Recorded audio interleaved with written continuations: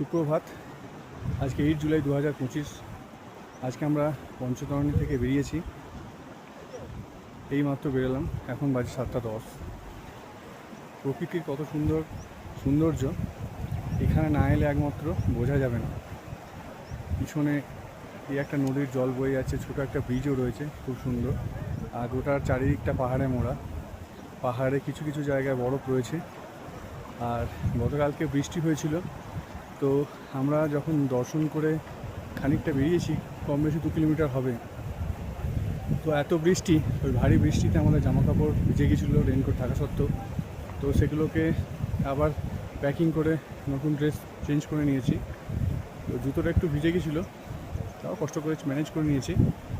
আর প্রকৃতি এতই সৌন্দর্য আপনার সমস্ত ক্লান্তিকে সে এক মলিন করে দেবে। এত সৌন্দর্য, নীল আকাশ। কিছু কিছু সময় বৃষ্টি আসছে, তবে এবারে এই গতকালকেই বৃষ্টি হয়েছে, তার আগে বৃষ্টি হয়নি। আমাদের দর্শন খুব সুন্দর হয়েছে, প্রভুর দর্শন খুব ভালো হয়েছে। তো আমি যে টাইমে দর্শনে গেছিলাম তখন ওই 2-2:30 হবে। তো দর্শনটা খুব সুন্দর হয়েছে।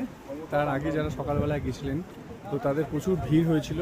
আর আমরা যে সময় গিয়েছিলাম ভিড়টা হালকা ছিল, তো এখন সকালে অনেকেই দর্শন করে ফেলেছেন।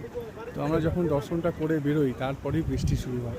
তো সেই বৃষ্টির কারণে পরবর্তী দর্শনার্থীদের দর্শন বন্ধ করে দেওয়া হয়েছিল।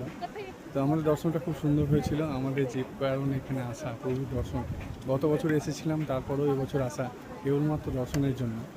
তো আমাদের দর্শন খুব ভালো হয়েছে। জয় পারখানাজি, জয় ভোলে।